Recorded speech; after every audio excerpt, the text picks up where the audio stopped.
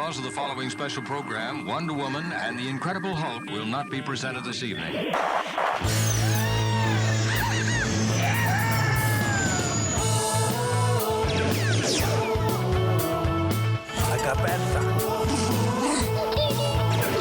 It's time to get all your Star Wars news in a single file. That doesn't sound too hard. Boom! This is Making Tracks. This is the way. Here are your hosts, Mark Newbold and Mark Mulcaster. I know these people. They are brutal. Does this look Jedi to you? That's not how the Force works. They'll never see it coming. Count me in. Rissa back. You're listening to Making Tracks, and a very special episode as we return to the halls of Olympia for London Film and Comic Con back in July of 2024. Fantha Tracks were part of the Star Wars Zone once again, overseeing the second stage and chatting to numerous Star Wars guests across the weekend. First up today, it's Rissa Kilar. Rissa was the stunt double for young Ahsoka, and here she sits down with Paul Naylor to talk all about that and much, much more. Hi, everybody! Good afternoon, everybody. And welcome, Rissa Kilar. Hello. Hi! Did I pronounce that right? Rissa Kilar, but Rissa Kilar works really well for my profession because, martial arts, stunts, it was great. It was close enough. Yeah. Are you having a good convention? Oh my god, it's been so fun. It's my first time at an international convention and my first time in London. And the people here are lovely. This convention is huge. It's massive. I'm having so much fun. Oh, fantastic, fantastic. So you've got quite a back catalogue of work that you've done here. A lot of people will probably know you from things such as Logan. So in Logan, you doubled for Daphne, is that correct? Yeah, so in Logan, which is the Wolverine sequel, I double for Daphne Keene. So we are the X-23 Laura Kinney. I also play a stunt mutant Pinecone girl, and then I even got to play a bunch of other stunt mutant kids because Logan, believe it or not, was my first ever show and first big movie that I ever worked on. So I was there from the beginning all the way even to the post-production. So in the beginning, I was able to help design how the stunt actors got to, like the kids, how they got to use their powers. And that's how I landed the role of Pinecone Girl, because James, the director, he just loved how dedicated I was to that. So he was like, put her in the movie, and then Pinecone Girl is born. Oh, so that's how you managed to start a fantastic career then, through that? Yeah, I've been very fortunate to have been in the right place at the right time, to know the right people, because in stunts, a lot of how you get stunts, to get stunt jobs, it's about referral, it's about who you know. So every time that you go to a set or you meet somebody, you always have to be on your best behavior, and you always have to put your best foot forward, which, I'm pretty good at because I don't really have a bad side unless you steal my food or if I'm, sleep deprived. But, yeah. So that's pretty bad then, yeah? Oh, gosh, yes. So how old would you have been when you started working on Logan? I was 20. Oh, wow. Yeah, I was 20 years old. And then there was a scene that we were filming in New Orleans in a casino for X-23. She's walking around. I could not be that person, and Daphne could not be that person. So we had to find an adult person that was over 21 to be able to just walk around the casino.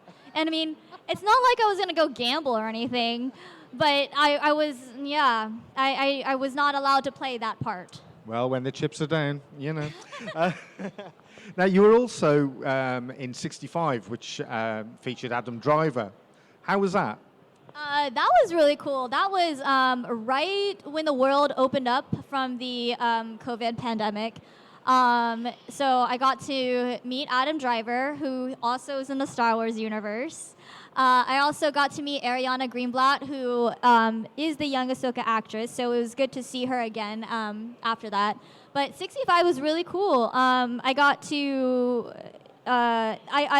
be in a space gimbal, so I was moving back and forth and everything, and it was a really special one for me because that was also my first job after I had a stroke when in 2019, which is it's basically a blood clot in your brain, and I was like paralyzed for like 2 hours with my right arm and right side. I wasn't able to move, speak, barely even talk, or think. I already said speak, but that was like August of 2019. And then December 2019, I had heart surgery because I had a hole in my heart, which the doctors think that's what caused a stroke. And then February of 2020, that's when I booked 65. So it was straight from my stroke recovery, heart surgery recovery, and then filming 65. And that was a big moment for me because that was how I could test how recovered I really was. So 65 is a really special one for me. Thank you for talking about it. You've been through the walls there a bit, haven't you? Are you okay now? Yeah, I'm so completely good. I'm still flipping, yelling, annoying people, making people smile, whatever side of the coin you see me as. Well, you certainly seem back in full health, because I was flicking through Facebook last night, and a little video clip came up of something you did here yesterday, where you were spinning all over the place. I thought, no, she's fine. Oh yeah, you put a lightsaber in my hands, and I'm a full-on kid, a little nerd, just like, ah! He's talking to the Saber Guild people. As soon as they get some space with our lightsabers, they're also doing the same thing. So conventions, this is like the place for kids. Oh, that's brilliant. So, Ahsoka, how did that come about? So Ahsoka, I was actually at a karate tournament when the stunt coordinator called me and said, hey, can you fly out to LA so you can meet this director and this actress that we think that you can double? And I didn't know what it was, so I was like, sure, of course. And then I flew out to LA, and then I met Dave Filoni. I re-met Ariana Greenblatt, and then Dave Filoni was like, oh yeah, we're filming Ahsoka, and we want you to be our young Ahsoka stunt double. And the way my heart was like, I had to be a professional in front of Dave, so I was like, why, thank you, sir, I would be honored. But inside, I was like, oh my God, that's a dream come true. Hi, this is Samantha Aline, the first female stormtrooper in Star Wars, and you're listening to Fantha Tracks. I take it you were an Ahsoka fan then? So I never watched the Clone Wars series. I never finished it, but everybody knows Ahsoka. She's an icon.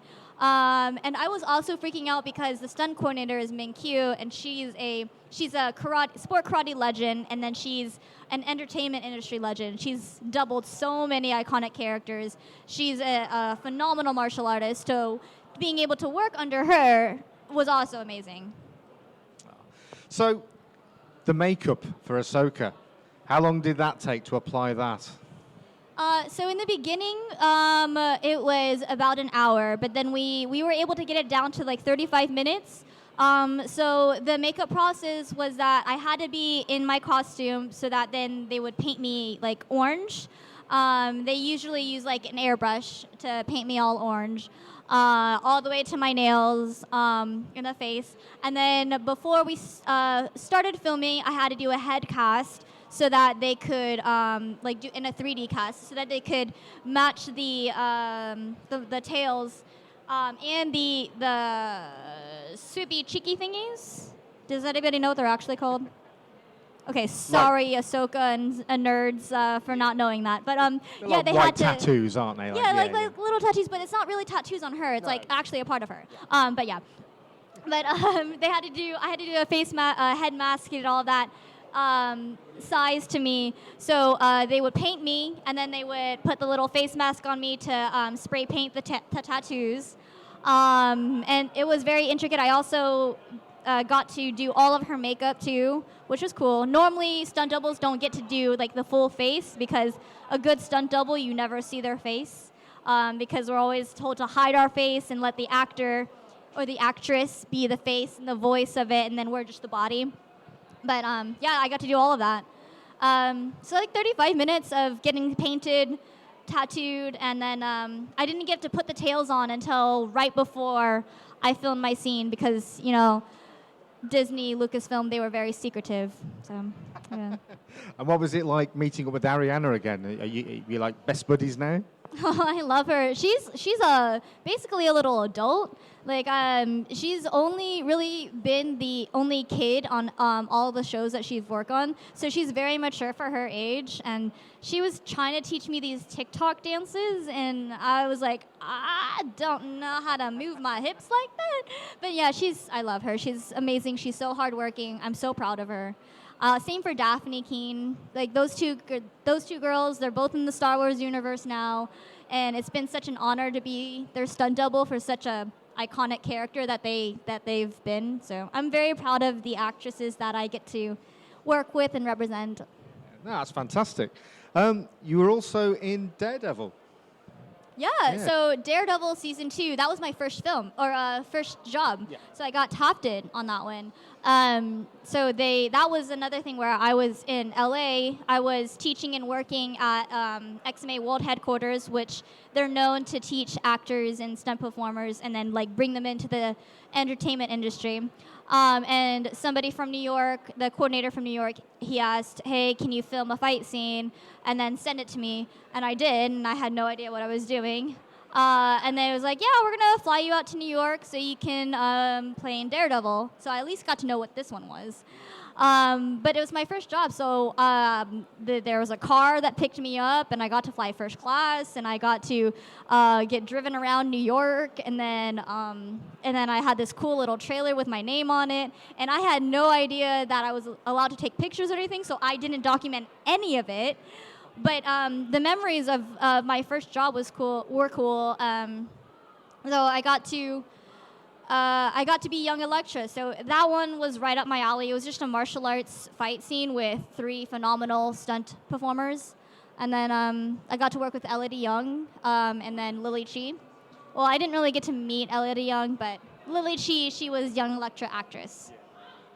So prior to all this, what's your background? You've got martial arts that you've trained in and you've been pretty proficient at. Have you got different belts in different genres of the martial arts? Yeah, I started when I was 5 years old, and I have a black belt in Taekwondo, and I recently picked up Gojira Karate, but mostly Taekwondo is my specialty. I'm not one of the combative martial arts persons. I'm the people that I beat up the air and I yell a lot on stage in competition. That's it. But it's the performance aspect of martial arts. That's where I normally am. And then I teach and train.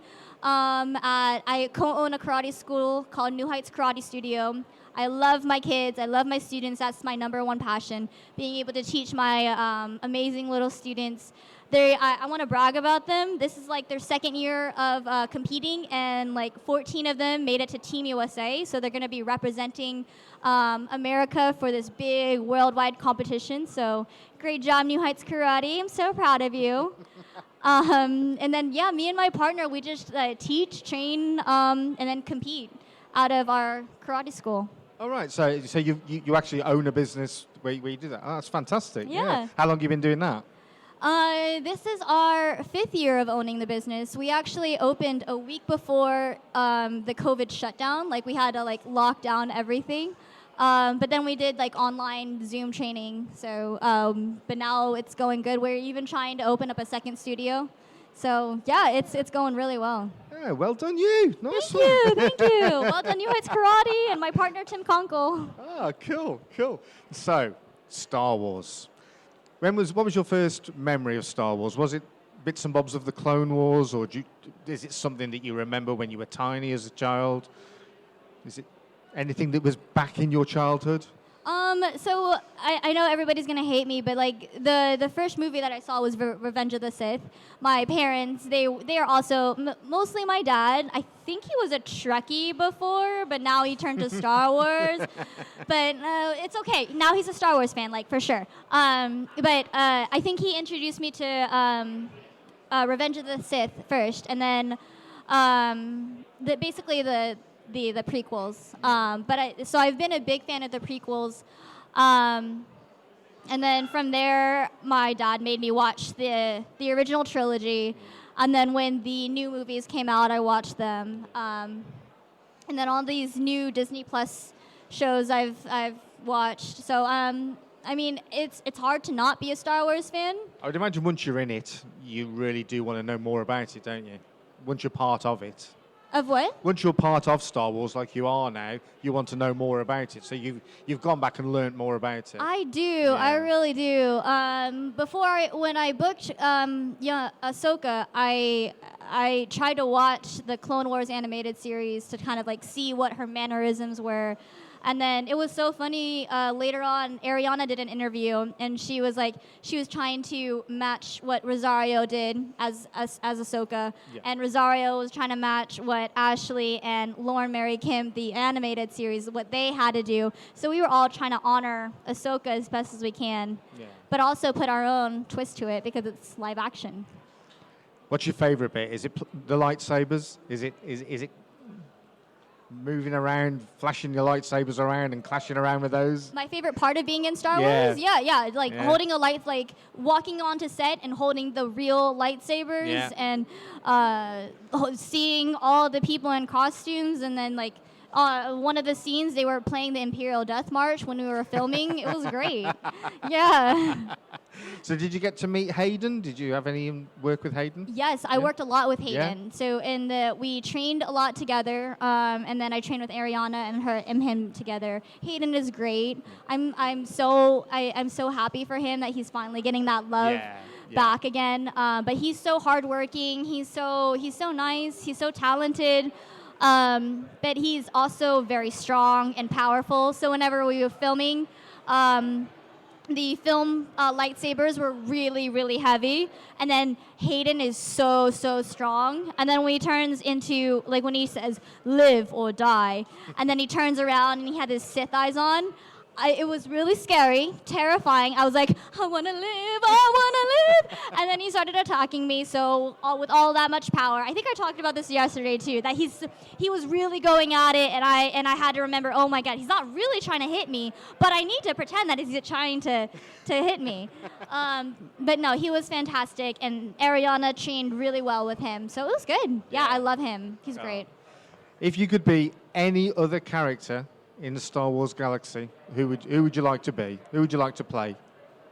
Ooh, that's a very good question. Hayden Christensen, Darth Vader, Anakin Skywalker. Yeah. You want to be Anakin? Yeah. He's like the coolest one. He's the chosen one. Yeah. Or Padme. She's cool. Interesting answer. Oh dear. Right. Is there anything outside of Star Wars, or even still inside Star Wars, that you would like to do next? Harry Potter. I'm a big Harry Potter fan, so like that would be the only thing on my bucket list, like if I could get into the new Harry Potter series. Yeah. So whoever's in charge of casting, or if you need a stunt double, pick me. My name is Rissa Kilar, big Harry Potter fan, Hufflepuff for life. And I will all stunts abilities expected except for driving. What else should I? But pretty much if it's not Harry Potter, it's Star Wars. Those are the two big ones. Hey, look, if I've helped you in any way get that role, I want my 5%. Okay. Yeah, I'll give you a shout out. Yeah.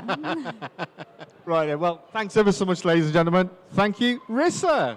Thank you, everybody. For everything in one location. Daily news, reviews, interviews, podcasts, video, and social media feeds. Bookmark FanthaTracks.com for Star Wars news 24/7, 365.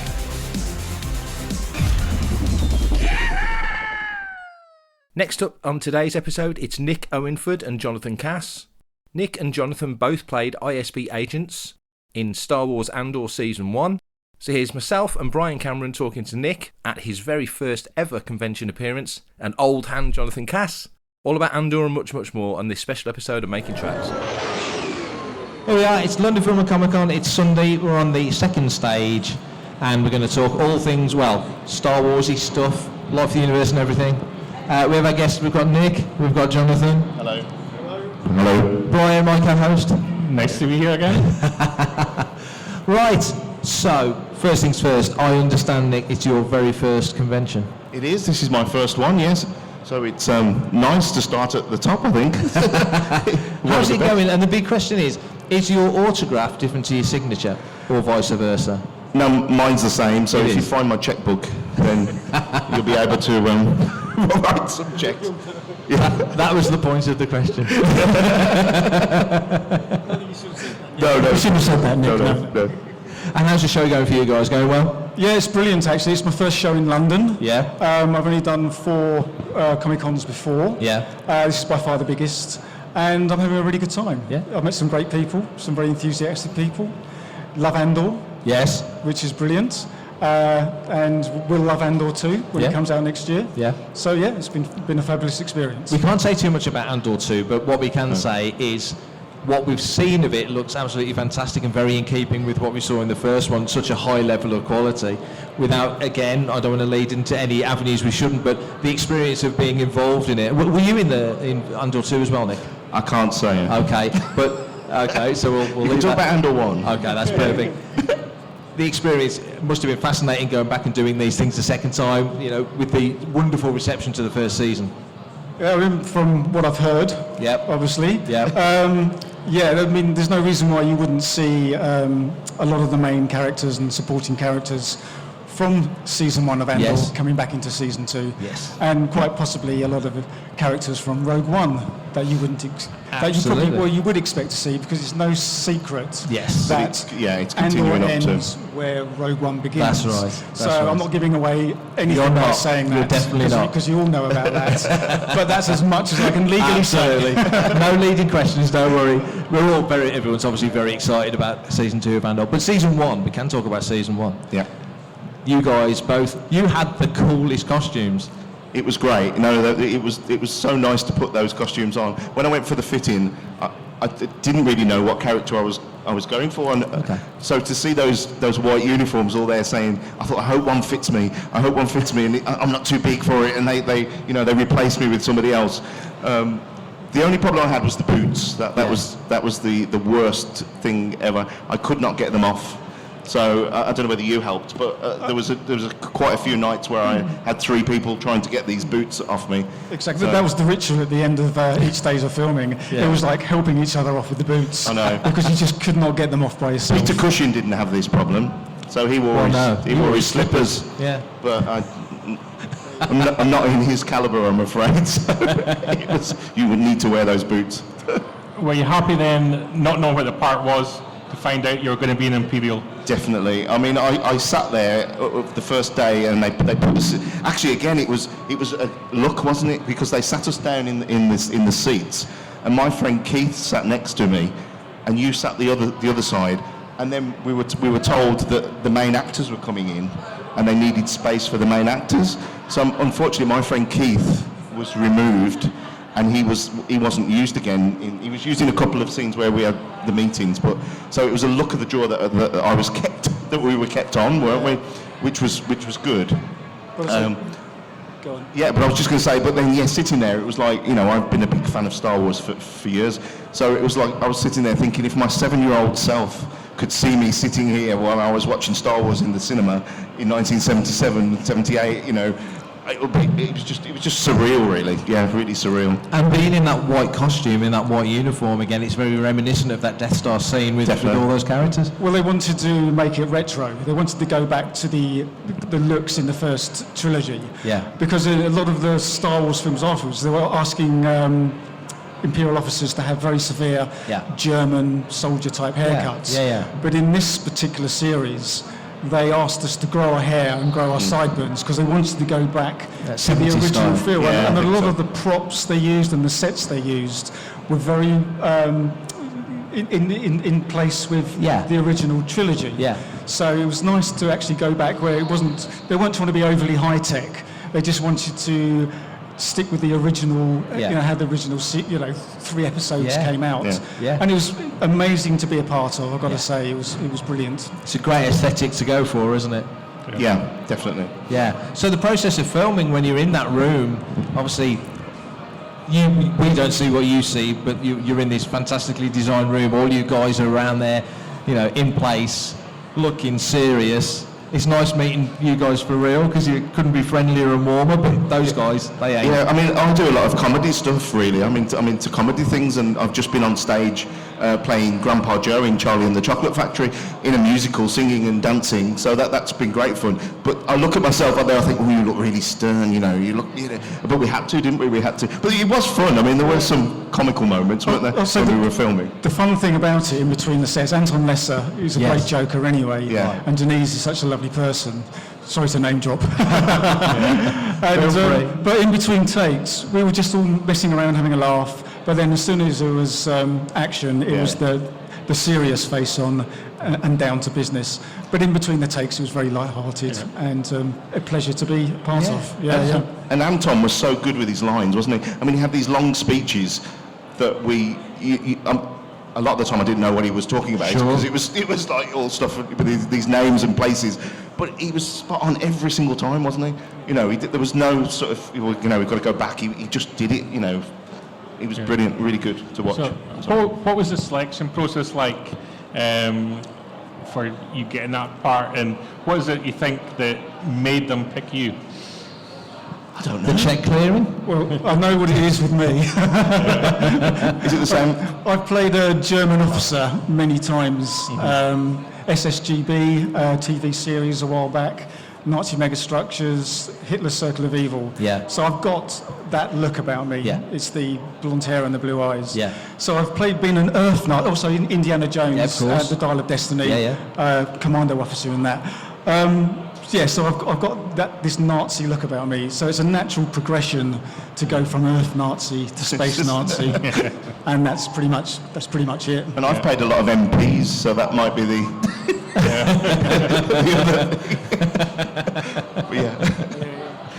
So again, you're on set. You mentioned that there's lots of levity in between the takes. Do you think as actors you've got to get in the zone? You're a serious guy. There's galactic issues at stake.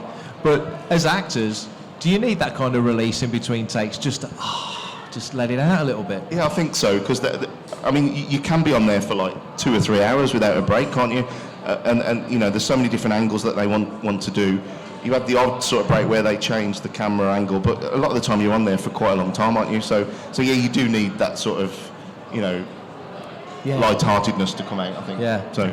And when they're filming these sequences, because they're dotted throughout those first 12 episodes, throughout the first 12 episodes, how does it work for you guys? Are you filming them all in a block, or are you going in, coming out, going in, coming out? It was pretty much, I'd say, a lot of the boardroom scenes were pretty much done within a week. Yeah. Since 5 or 6 days of filming, and we did film in blocks. There'd be different days. We had to move around seats just to mix it up a little bit. And a few actors were coming in, a few were going out as the story progressed. Yeah. So basically, we didn't stick chronologically time-wise. Yeah. We probably did most of the episodes in maximum 2 weeks, probably. Yeah. But we did have COVID in the middle, didn't we? So that was the problem was, I think, because when we were filming, we had to go down to Pinewood. If we were filming on the Wednesday, we had to go down to Pinewood on the Monday for a COVID test. Then we had to go again on the Tuesday before we were allowed to film on the Wednesday. So it did spread it out quite a bit, didn't it? Yeah. So I think we did. I did about 5-6 weeks. Did you? I can't remember. So you can't remember, you see? I can't remember. I think it was about 5 or 6 weeks because we had to keep going back, didn't we, and doing bits and pieces. But brilliant. But just from a practical point of view, you mentioned the COVID thing, which obviously affected everybody, but especially actors because of the process you have to go through. Is it? I would say back to normal. It's a new normal. But how are things now? Now we've kind of got past it. Do you still have to go through processes in regards to that? It's back to normal. It's back to normal. Yeah. I know there's a strain going around now. So whether they might introduce a few measures on film sets, but as far as I'm aware, no one wears masks on sets. There's no protocol anymore. Right. So filming has just got back, and it's just picked up again because they had the writers and actors strike. There was a bit of a lull for a couple of months, but now everything's really kicking off. All the studios, all the major productions are starting to film again. Yeah. So we're starting to get really busy, which is a really good sign. I was going to say it's slowed down for everybody. It's picking up now. Although I'm on a production at the moment which we've had to stop because the main actor's got COVID, so we're going back next week to start again. Wow. So it is still out still there. Yeah. So, sorry, Mark. I was going to say, you mentioned that everything sort of being filmed not in this sort of timeline sequence. So especially with Andor, and as everything sort of intensified as each episode went on, how do they sort of convey that to you on set, and so that you can have an understanding about how your sort of look and feeling and actions? It's difficult because we didn't know how many episodes we were in. I think we were in 6 altogether over the 12. But you don't really know what episode you're in, and as you say, you don't really know what order you're in. I remember there was the big emergency meeting where we all had to rush in, and so that we knew that was tense, but we didn't really know where we were in the series, really. Well, basically, the director would come in and explain exactly the situation to us. Yeah. You know, Andor was getting too big for his boots. Things were building up. We need to get things under control. So he did explain, you know, the synopsis of the film. Yeah. So we knew to that extent, but obviously we didn't know the wider picture. No. So it wasn't until I actually watched it where everything basically comes together. all the stuff that we did started to tie in. Yeah. So so we didn't know the whole picture. You're quite right. No. Yeah. And watching it was great because we didn't know when we were going to appear in the story, and it's like you go and watch this episode and this is where we did this bit, and you know, we went on to, I think we were in episode 12, I think, whether we were in the last episode as well. So we sort of went through the whole sort of thing, watching it like you would really. So. And as fans, as fans, when you're watching these things back, can you detach yourself enough to just kind of just watch it, or is that that's me? Oh, you're happy to watch yourselves? That's another. Yeah, it's difficult sometimes, isn't it? Especially for our my wife, because I sit there going, "There's Jonathan in that one. There's so-and-so in that one," and she goes, "Shut up! I'm trying to watch this." So a lot of the time I have to watch it twice because a lot of the time I watch what's going on in the background. Yeah, I don't watch the main actors. I watch everybody in the background, and then I have to watch it again because I'm missing all the main stuff because I'm looking out for people I know. Yeah, just like Nick said. Yeah, but it was a fantastic watch. Oh yeah.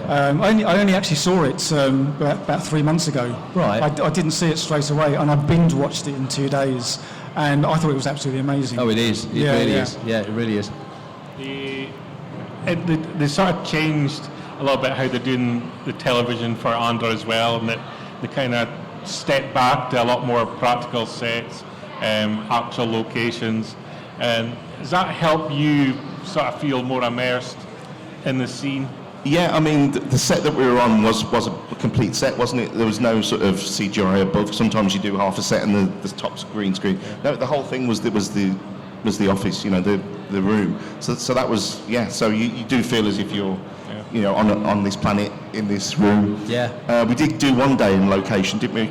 At Canary Wharf. Yeah. We went out and did a night. I think it was a night shoot. So we were out on Canary Wharf doing it. So that was the only time we went out. But the village that was built just outside Marlow. Yeah. They used green screen for the far hills and scenery in the background. Yeah. But the village itself, I mean, I didn't work in the village in person, but I know a lot of people who did. Yeah. And they said the attention to detail was absolutely amazing.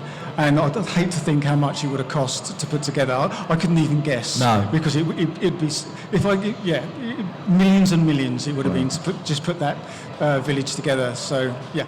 Hi, this is Ethan Sachs, and you're listening to Fantha Tracks. It's interesting that now, like Brian alludes to, you know, some of the films and TV shows are made with the full sets, as you say, and others are using the volume, which is a totally different experience altogether. So whichever way you come at it, you're completely immersed, aren't you? Yeah, definitely, yeah. I mean, I did Wonka as well, so I did 5 months filming on Wonka, and they built the whole town square and the buildings and the Gallery Gourmet. It was just amazing inside, you know, you just think to yourself, you know, the amount of money it must cost, and then all of a sudden they just knock the whole thing down. It's just terrible, isn't it? But you're right, it does help, because if you're just filming on green screen, you do not get the atmosphere that you would on a purpose proper built set. So you're absolutely right. So if you're working on a set that actually exists, it just brings it. Something tangible, you can walk around the corner and see it. It just makes you feel that you want to perform more because you know you're not just staring at a green wall. Yeah. You know, you're actually in the place where and it's so realistic. You could actually be in this village. So yeah. You've both been in a lot of franchises. Do my extensive research, as all good presenters do. You know, you've been in Batman, you were in Wonka, as you mentioned, Fantastic Beasts. Dial of Destiny, of course. So there's all these different franchises, big franchises you guys have been involved with. Just stepping back to Star Wars briefly before we delve into those, Is there a difference with Star Wars? I know that the fan attention's different, the details are more looked into. Do you think there's a tangible difference? There's not every franchise that you would get the chance to sit here and chat about it. Yeah, well, being a big fan of Star Wars, I know how people react to it, really. So yeah, I mean, this is probably the biggest that I've been involved with as a franchise. But as you say, yeah, I have done did all the 3 Fantastic Beasts films. Mary Poppins Returns, that was great fun to do, and Wonka, Peaky Blinders I've done as well, which has a lot of a good following. It'd be wrong if you weren't in Peaky Blinders, wouldn't it? Can you tell I'm from Birmingham? Just a bit. Okay. Where are you from? Yeah. Well, Burwood, nearby. Yeah, you're not fun. Yeah. So. There you go. And Indiana Jones, I mean, it didn't get the love it deserved, but I think it's starting to get it now. It's been respected and admired more when it should have been when it came out. Yeah, well, 2 things when I got into this. The child in me wanted to be in Star Wars, and also the dream of being in an Indiana Jones film, and I never thought they would make another one. And to be in it and to be playing a Nazi, I think that's probably, I'd even say that's slightly above Star Wars, I've got to say. Fair enough. Because it's just something I had. Basically, it wasn't so much the production. There was a whole group of us they took to Newcastle. We stayed in hotels in Newcastle. Right. They took us up. It was night shoots, 6 night shoots at Bamber Castle. Yeah. I'm sure you know where it is. And it was just a group of lads all together. Running around a castle, getting blown up, seeing Indiana Jones getting dragged into the castle, and driving around in German, the Second World War vehicles. Yeah. I mean, what's not to like? So so that's definitely going to go down. It's been very difficult to top that. I was going to say, you played an Earthbound Nazi and you played a space Nazi, but if you didn't play a Nazi in an Indiana Jones film, your career wouldn't be complete. So this was the cherry on the top, in a sense. Well, jokingly, I'm known as, to all my friends, I'm known as the UK's #1 go-to Nazi. So if I wasn't in Indiana Jones, I would have had to be personally writing to someone to say why wasn't I in it. So, but luckily I didn't have to do that. You're okay. You're the nicest guy, so I think you can get away with that. Oh, thank you. When you're on set, costume. I mentioned it earlier. You've got fantastic costumes in the Star Wars stuff you've done, but across all the different projects that you've done. If you had to pick a costume, this might sound like a random question, but if you had to pick a costume, you just think, I'm so pleased with this costume. It just feels like the coolest thing. Which one do you think you'd pick? Your Willy Wonka stuff? Yeah, the Willy Wonka stuff was great. It was all period made for us. Oh, I was in Loki as well. Yes. I played a TVA judge in Loki. That was a great outfit. That was made specially for me. Right. So you don't normally get them made specially for you, but that was measured and made. So that was nice to wear that. But yeah, I don't know. I think probably Andor. Yeah, I think so. Because of the throwback to seeing that stuff. I think I say so, but I had to think about this, but it probably is Andor. Yeah. Because I remember when we got called in, we didn't know, they gave us a code name, so we didn't know what we were going to be. And I was hoping I knew what I was going to be. Yeah. And then they took us in, and we have little cubicles with curtains. So they said, come with me, Jonathan, this is your cubicle. Pulled back the curtain, and there it was. It was like the Holy Grail. So, and I literally go, right, I'm not going to grin like an idiot from ear to ear. Yeah. I'm going to stay cool. But I knew the guy dressing me, Michael, because I've seen him on other productions. Yeah. And as he was dressing me, I said, I'm not going to lie. I said, I'm so super happy. And so I would say because of the iconic nature of the uniform. It's the ISB lieutenant's uniform. That is very cool. That is very cool. Yeah. And we're in a real boom in the UK at the moment in terms of film and TV productions, and all the huge franchises are coming here. And you look out today and you see sort of the creative people that are here, people with a passion for film and TV, and maybe themselves they want to get involved. So how did you start off? What was your sort of entry into the industry? And if someone was to sort of follow and do what you guys are doing? Well, I've been doing it for 38 years, since I was 16. It was one of the first thing that I ever did was something called the Monocle Mutineer with Paul McGann. We filmed at the Black Country Museum, and I was 16 playing this soldier. But I've always done acting. I've always done stage stuff. But Yeah, I think a lot of people. So I've been in it.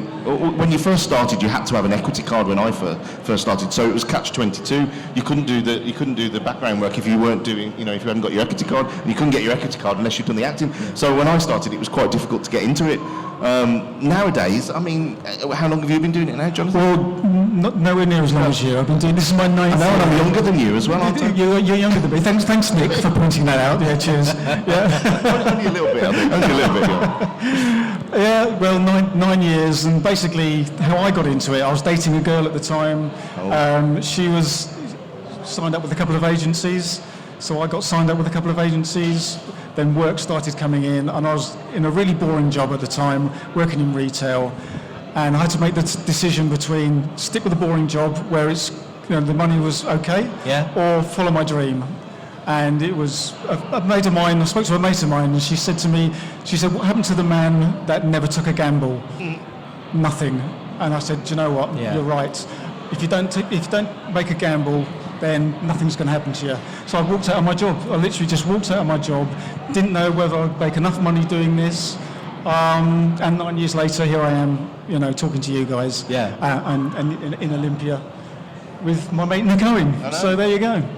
It's not too shabby, is it? No. Brilliant. You've got on your CVs, I've noticed, 2 films I'm very interested in. Nick, you were a part of Muppets Most Wanted. Yes, of course. Jonathan, you were part of Red Dwarf. Now they're both other franchises with fantastic followings. I'll start with you, Nick. Muppets Most Wanted. Tell us a bit about your work on that. Yes, that was a funny couple of days. We were in the art gallery when the paintings get stolen, and I'm one of the police. Were they? I can't remember if they were German police or whether we were. But that was another uniform that I thought I'm never going to get in this, and I'm going to get cut from the job. But no, that was great fun seeing them being. It was the eagle, I think, the eagle in the scene that I was in. So seeing them performing was great fun. Yeah. So, but yeah, no, another great franchise. Yes. So we just spoke to Mike Quinn on the other stage, who of course was a great Muppeteer. So seeing that on there, so I've got to ask you about that. No, it was brilliant watching them do it. Yeah. So and Red Dwarf. I mean, huge following for Red Dwarf. Yeah, I was in season 11. There was a big gap between season 10 and 11. Yeah. Again, it's something else that I didn't think I'd be in. But an agent, Ray Knight Casting, contacted me and they said, got a job for you. What are you doing next Tuesday? Playing a dead scientist. So I thought, okay, it's money. And I didn't know what it was. So I turned up to Pinewood Studios. And then it transpires it was Red Dwarf. Yeah. And I turned out being anything but a dead scientist. It was a scene with the main characters. It was called Twin Tika, right? Where technology had been banned in the future, and I was one of the scientist smugglers that were trying to load up the vans with toasters and things like that. And then the police come in, smashing up the toasters, and all the 4 main cast are there. One of the scientists gets shot. And then me and this other guy drag this guy off in front of the main characters. Yeah. So what turned out to be me thinking I'm just going to be lying on the floor as a dead scientist turned out to be an absolutely fantastic day. So never turn down a job because you think it's going to be boring is my advice. Well, life has treated you both pretty well so far. Turning up in Star Wars, never a bad thing, is it? So, any final words before we say goodbye to the crowd? No, just thanks for having us here. It's been great. I've enjoyed it so far, and I'm looking forward to this afternoon. We're upstairs if you want to come and have a talk to us. Anything about anything, we'll talk to you. What Nick said. There you go. Fantastic. Thanks, guys. Big round of applause. Thank you. Email radio@fanthatracks.com. Head to links.fanthatracks.com for links to our social media feeds, Fantha Tracks TV and Fantha Tracks Radio. Thanks to James Semple for the Fantha Tracks intro, Blues Harvest for our Making Tracks opening music, and Mark Daniel and Vanessa Marshall for our voiceovers. New episodes drop Tuesdays and Fridays at 7 o'clock UK time. Our weekly news show Good Morning Tatooine goes live Sundays at 9 o'clock UK time on Facebook and YouTube. And remember, Fantha Tracks is absolutely free, so it costs nothing to stay updated on all the latest Star Wars news. Coming up next on Fantha Tracks Radio, it's another episode of Making Tracks.